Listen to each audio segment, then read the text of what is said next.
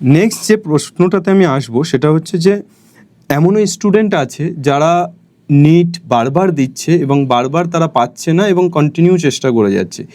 এর ফলে কি হচ্ছে, বেশ কিছু ছাত্রছাত্রী আমারই পরিচিত, আমার খুব কানেক্টেড তারা, যে তাদের একটা মেন্টাল ইলনেস তৈরি হচ্ছে, অন্যরকম আচরণ করছে এবং আস্তে আস্তে আস্তে আস্তে যেন অন্য দিকে চলে যাচ্ছে। তো এই ধরনের ছাত্রছাত্রীদের জন্য যে যারা বারবার ড্রপ দিচ্ছে তাদের জন্য কি মনে হয়, কি করণীয়, তোমার কি মনে হয়?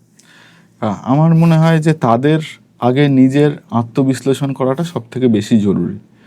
যে আমি নিজে আমার কি 100% দিয়েছিলাম,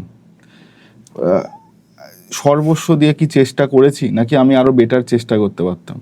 এর যদি উত্তর হয় যে সর্বস্ব দিয়ে আমি চেষ্টা করেছি এবং একটুর জন্য মিস হয়ে গেছে, তাহলে আমার মনে হয় যে আবার পরীক্ষা দেওয়া উচিত। পরীক্ষাটা দেওয়া যদি মনে হয় যে না, আমি সর্বস্ব দিয়ে চেষ্টা করতে পারিনি, আমার পারিবারিক কোনো সমস্যা ছিল, আমি সেই রকম শিক্ষক পাইনি যে আমাকে একটা দিশা দেখাবে, তাহলে আমার মনে হয় আবার পরীক্ষা দেওয়া উচিত।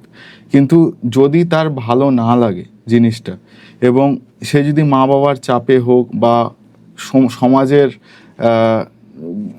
মানে সমাজের মুখের দিকে তাকিয়ে ডাক্তার হতে চাইছে, তাহলে আমার মনে হয় যে সেটার